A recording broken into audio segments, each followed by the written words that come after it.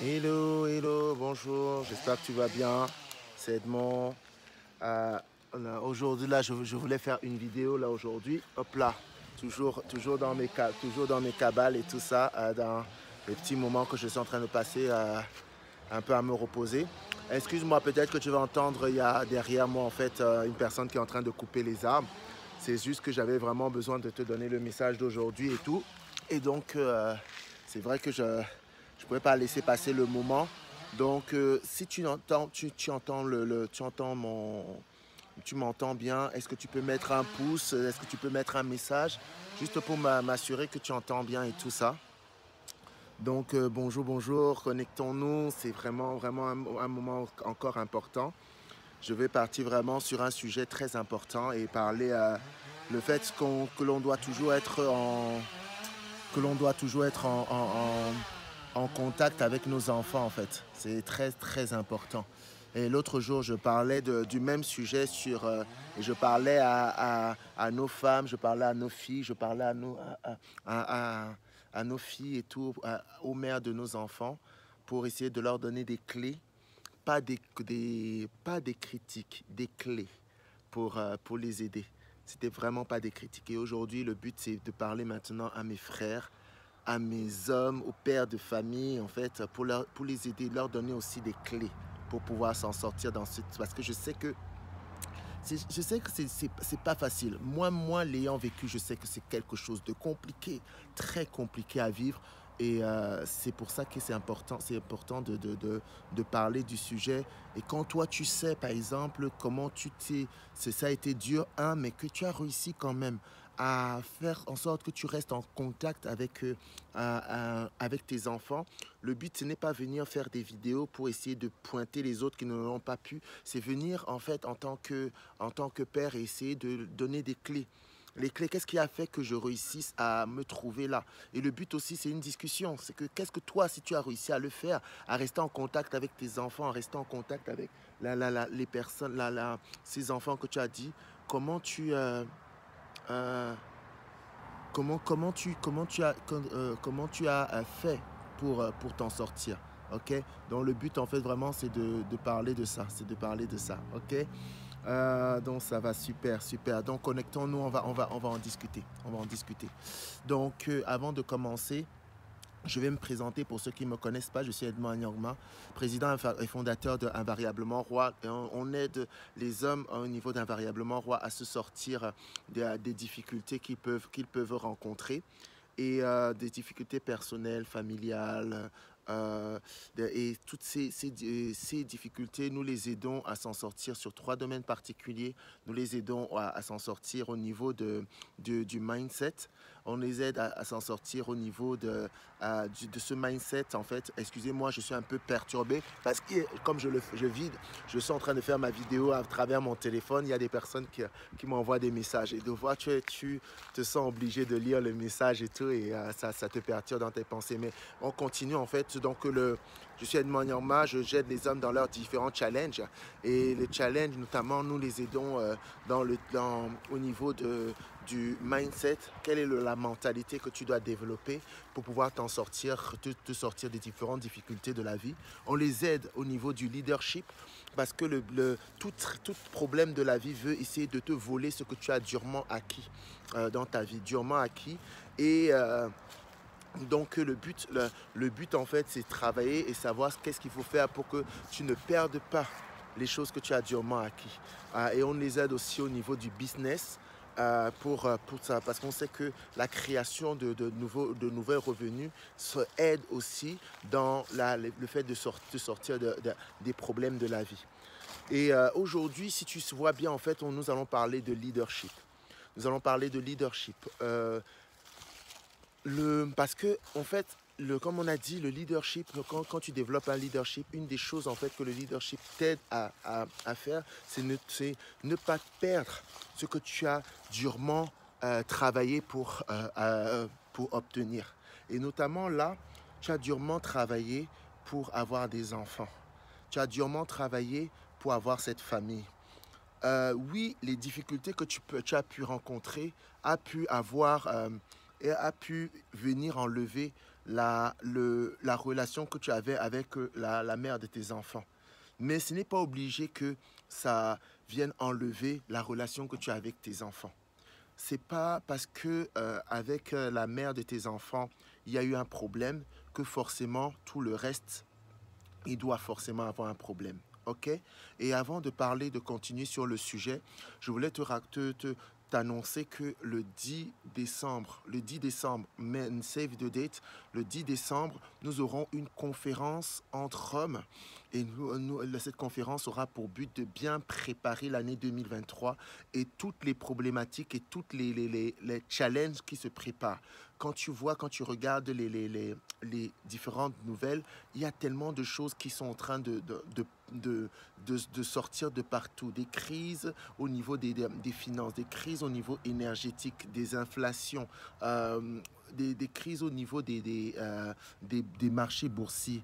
Le but vraiment, c'est de pouvoir s'asseoir entre hommes et de discuter de tout cela et voir en fait comment on peut rentrer de la bonne manière et vaincre cette année 2023. Nous ne devons pas rentrer dans cette année 2023 et subir cette année. Nous devons la préparer, nous devons savoir quelles sont les clés à mettre en place et nous devons les mettre en place pour qu'on puisse en sortir ensemble. Cette conférence, elle est là pour toi. Prends les billets.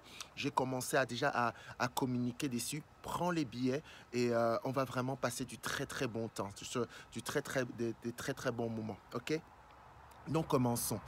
Et comme je te disais juste avant de parler de cette conférence, je te disais que ce n'est pas parce que il y a eu un problème avec la mère de tes enfants qu'il faut forcément qu'il y ait un problème avec tes enfants. C'est extrêmement important de comprendre cela.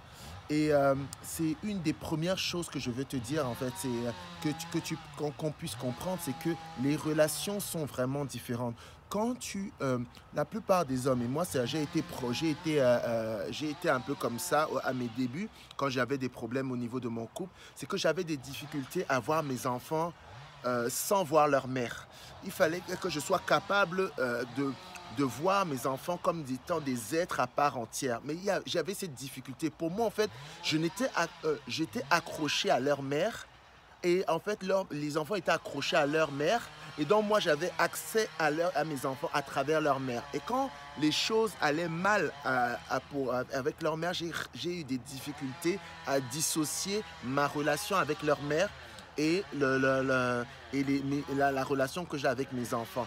C'est pour ça, en fait, que la première chose que je veux te dire pour que tu puisses comprendre et que tu puisses travailler ta relation avec tes enfants, c'est que ta relation, il faut vraiment dissocier les relations que tu as dans la vie, notamment dissocier le fait que, comment on appelle ça, le fait que tu as un problème avec ta femme. Tu as un problème pas avec ta femme, avec la mère de tes enfants. Tu dois vraiment dissocier. Ce sont des êtres à part entière. Et comme ils sont venus sur cette terre, ils ont besoin d'avoir une relation particulière avec leur père. Je peux te dire, en fait, c'est que souvent on le néglige, mais tu vois tellement d'émissions, je lis tellement de livres dessus que je me suis rendu compte comment on appelle ça, de la destruction que c'est de vivre sans un père. De vivre ça. C'est pas déjà, c'est compliqué de vivre avec un père qui est compliqué. C'est difficile de vivre avec un père qui est compliqué. Mais c'est encore, je pense, pour moi, encore plus compliqué de vivre sans son père. Avec ce sentiment de rejet. Le sentiment de rejet entraîne tellement entraîne tellement de vices derrière. Quand tu te sens rejeté, tu as cette émotion, cette envie de te faire accepter quelque part. Si tu sais, les enfants qui rentrent dans les gangs, c'est pas forcément que dans ce gang-là, ils savent qu'ils pensent qu'ils sont en train de faire quelque chose de bien. Non, la plupart des enfants qui rentrent dans des gangs, ils savent de leur propre intérieur que ce qu'ils sont en train de faire, ce n'est pas bien. Mais pourquoi ils sont là? Mais dans ce gang-là, ils sont acceptés. Ils ont besoin de ce sentiment d'acceptation. Et ce sentiment d'acceptation, c'est donné par le Père. C'est cette relation qu'ils ont avec leur Père qui va développer en eux cette sensation d'acceptation. Je pense avec les deux parents. Mais comme on parle des pères là, Quand le père n'est pas là, ces enfants se sentent rejetés. Et ils ont besoin que tu sois là dans leur vie. Et pour ça, en fait, tu as d'abord besoin, la première chose qui doit cliquer dans ta tête, c'est te dire que la relation, il y a vraiment une séparation, quel que soit l'âge de l'enfant, quel que soit l'âge de l'enfant, je répète bien, quel que soit l'âge de l'enfant, il y a une vraie séparation entre la mère et tes enfants. La mère et tes enfants. Ça, c'est la première chose. Que ta relation avec tes enfants doit être séparée de ce que de la relation avec ta femme. Tu dois vraiment séparer ça dans ta tête. De séparer aussi ça dans ce que tu es en train de faire. Deuxième chose maintenant à faire, c'est que tu dois apprendre tes droits. Tu dois avoir conscience de tes droits. Quand tu n'as pas conscience de tes droits, en fait, tu te laisses berner. La plupart des femmes qui font en sorte que l'homme n'a pas accès à ses enfants, elles utilisent en fait la fibre émotionnelle. La fibre émotionnelle est une fibre qu'on utilise quand on veut que l'autre fasse ce que nous on veut qu'on fasse. Je vais me le dire de une meilleure manière. Quand tu actives la fibre émotionnelle, c'est très souvent que tu as envie que l'autre fasse ce que toi tu as envie. Et beaucoup de personnes, en fait, utilisent cette fibre émotionnelle pour rentrer dans le contrôle. Pourquoi tu ne veux pas avoir une relation avec avec tes enfants? C'est parce que comme tu ne sais pas, comme on a dit, que la relation, elle est séparée de la relation que tu as avec ses enfants, tu penses qu'il faut forcément passer par la maman, et la maman utilise les émotions pour construire un environnement de contrôle.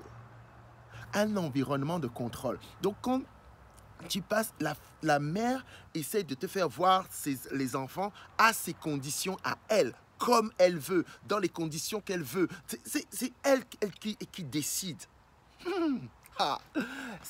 Et donc, tu subis cela parce que tu ne connais pas tes droits. Quand tu connais tes droits, elle ne peut rien dire. Elle ne peut rien dire. Aux yeux de la loi, c'est 50-50.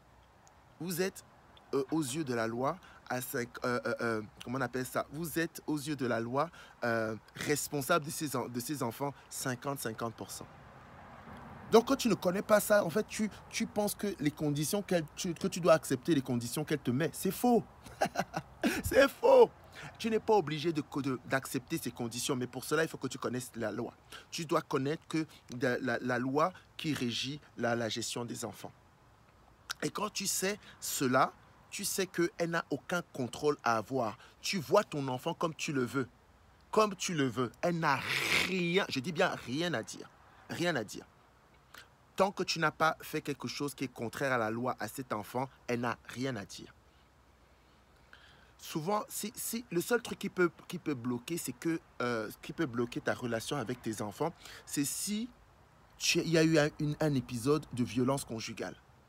Ok? S'il y a un épisode de violence conjugale, c'est sûr que elle peut utiliser cela contre toi et donc essayer de couper la relation que tu as avec tes enfants. Mais s'il n'y a pas violence conjugale, si vous êtes séparés juste parce qu'il y a incompatibilité, si vous êtes séparés comme ça, mais il n'y a rien, elle ne peut rien faire, même si ce que tu fais avec l'enfant par rapport à tes valeurs ne sont pas les valeurs de la mère de tes enfants, elle n'a rien à dire.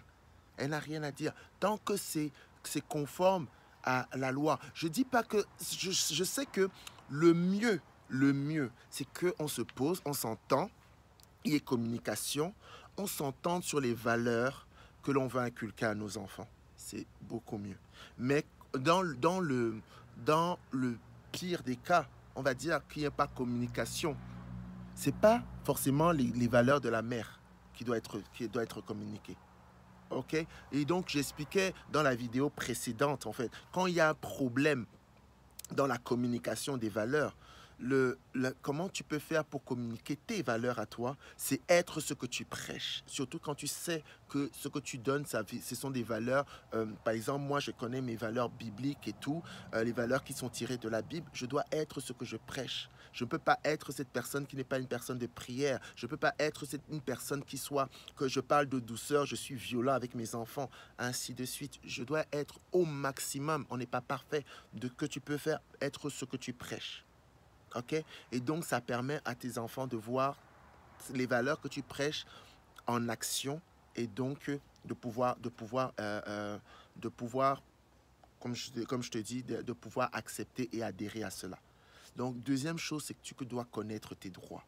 Puis on a dit, première chose, c'est que tu dois séparer les relations. La relation que tu as avec ta femme, excuse-moi, la mère de tes enfants, avec tes enfants. Deuxième chose, tu dois connaître la loi par rapport à cela. Nous, en fait, on joue trop sur les émotions. On ne connaît pas nos droits, nous les hommes. Et sache que vraiment, les femmes, en fait, elles vont, si tu ne connais pas tes droits, elles vont aller à la justice en utilisant tout ce qui est émotion. Et ben, c'est elle qui va tout rafler.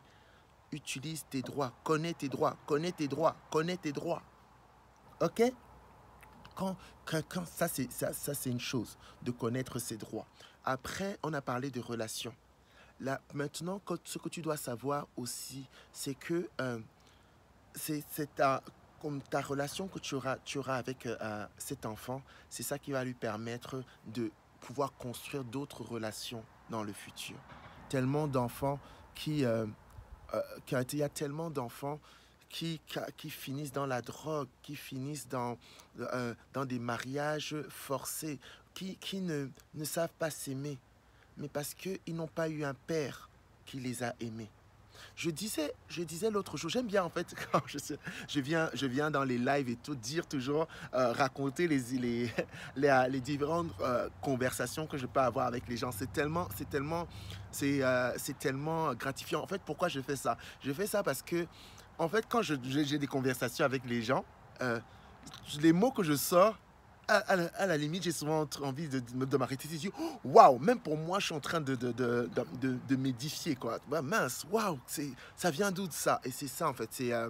C'est les discussions qu'on a. Il faut toujours discuter avec des personnes qui ont des connaissances, qui ont des sagesses puissantes. Ça te permet d'être édifié. Ça te permet aussi, toi, d'aller en profondeur dans les sagesses que tu as pour donner quelque chose de concret. Et ça va t'édifier aussi. Donc, bref, ça, c'était juste un aparté. Et ce que j'étais en train de te dire, c'était que, voilà, par exemple, les femmes, pourquoi les femmes sont celles qui se donnent aussi facilement aux hommes? Il y a des femmes qui se donnent tellement facilement aux hommes. Mais pourquoi, en fait? Parce que, en fait, quand ces garçons, parce que ce sont des garçons, ce sont des gamins, quand ces gamins viennent, la moindre petite chose qu'ils font à ta fille, elle n'a jamais reçu ça. Elle n'a jamais reçu un homme qui juste lui dit qu'elle est belle. Elle n'a jamais entendu qu'elle est belle. Mais si elle entend ça va lui faire plaisir. Elle pense qu'elle doit se donner à ces personnes. Quand ce gars va lui dire « je t'aime », on n'a jamais entendu ça d'un homme. Donc elle va penser qu'il faut qu'elle se donne à cet homme. Quand ce gars va un tout petit peu valoriser son corps, elle va penser qu'il faut se donner. C'est parce que nous, les hommes, on n'est pas là. Et pareil pour nous, les hommes. Tu dois apprendre à ton homme qu'est-ce qu'il ressent. Encore une fois, je te prends des discussions que j'ai. Ce sont des moments où je peux te parler de certaines discussions que j'ai. J'étais avec une de mes amies et on discutait elle est mère au foyer. Et on discutait du challenge que son enfant était en train de vivre. Et son enfant qui était en train de rentrer dans l'adolescence et tout, et il avait comme une crise d'adolescence. Crise d'adolescence, en fait, c'est quoi? C'est quoi une crise? Pour moi, une crise d'adolescence, c'est qu'il y a des choses qui se passent en toi, il y a des transformations qui se passent en toi que tu ne comprends pas, que tu ne captes pas, et et donc, tu as besoin de l'aide. Et son enfant était là, en fait. Il était en train de grandir, il devient un homme. Et il a ces crises-là qui sont à l'intérieur, et à l'intérieur de lui. Et en fait, elle m'expliquait un peu comment on appelle ça, ce que elle faisait pour l'aider en fait à rentrer dans cette nouvelle phase de sa vie. Et elle disait qu'elle créait un environnement où il pouvait s'ouvrir à elle, et pour qu'il puisse s'ouvrir à elle et voir et ressentir de la compassion, ressentir de la compréhension, tu vois. Et je lui ai dit, c'est super, parce que ce garçon, il est en train de vivre quelque chose qu'il ne comprend pas lui-même, et il n'a pas besoin quand même, il n'a pas besoin qu'il y ait des personnes qui lui pointent du doigt sur ce qu'il est en train de vivre, ce qu'il est en train de ressentir. Tu ressens quand tu vois le corps d'une femme, avant que quand tu regardais les filles, ça ne te disait rien. Là, tu regardes le corps d'une femme, ça crée des choses à l'intérieur de toi, tu ne sais pas comment gérer ça en fait. Et ce sont des moments où tu as besoin de parents compréhensifs. Et je lui dis, c'est super bien. Et après, elle m'a dit, mais le père de mes enfants, je le trouve assez dur avec mon garçon. Je le trouve assez dur avec mon garçon, la manière à laquelle il le parle, la manière à laquelle il réagit avec lui. Et j'ai dit à mon ami que, non, à part si tu vois qu'il est en train de faire quelque chose de répréhensif sur ton enfant, laisse-le agir.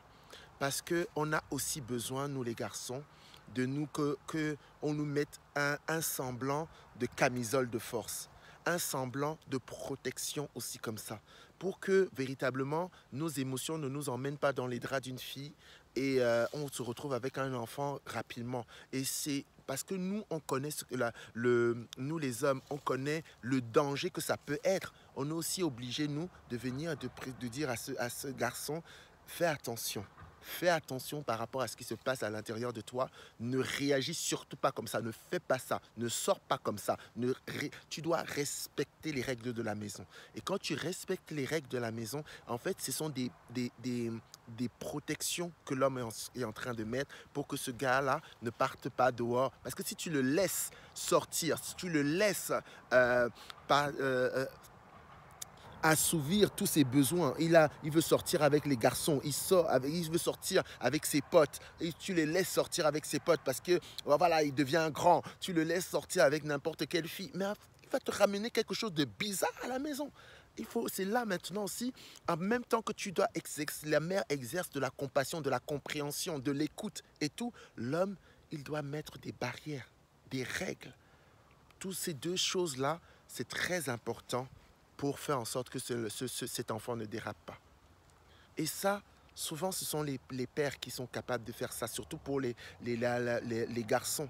Les mères, tu ne vas jamais comprendre ce qui se passe à l'intérieur de tu ne vas jamais comprendre ce qui se passe à l'intérieur de ton garçon. Tu ne vas pas comprendre. Tu ne comprendras pas. Tu ne comprendras pas. C'est un truc de dingue. Tu ne comprendras pas. J'ai tellement de... Moi, ça me fait bizarre souvent parce que tu écoutes souvent souvent des femmes et les entends dire un vrai homme, c'est un homme qui réagit ainsi. Un vrai homme, c'est un homme qui parle ainsi. Un vrai homme, tu dois plutôt dire, moi, j'aurais bien aimé qu'il réagisse ainsi. Tu ne connais rien d'un vrai homme. Tu n'en es pas un. Tu n'en es pas un. Tu ne connais rien d'un vrai homme. Tu n'en es pas un. Donc, en fait, le principe, c'est plutôt dire ce que moi, j'aurais bien aimé avoir. C'est compréhensible. Mais tu ne peux pas venir dire qu'un vrai homme, c'est un homme comme ça. Tu n'en es pas un. Tu ne connais rien d'être un vrai homme. Non. Et tu ne peux pas savoir ce qui se passe à l'intérieur de quelqu'un, d'un homme qui l'empêcherait de poser telle ou telle action. Lui dire juste ce qu'il a à faire, tu ne sais pas ce que ça le coûte à l'intérieur de lui pour le faire. Donc, en fait, ça ne sert à rien de venir dire un vrai homme, c'est ainsi. Chacun s'occupe un peu. Tu vois, en fait, c'est aussi des moments où tu dois forcément dire ce que tu penses. Mais tu ne dois pas dicter ce que tu penses. Parce que tu ne connais pas, en fait, les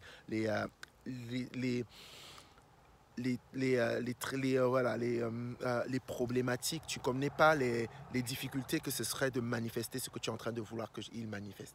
OK?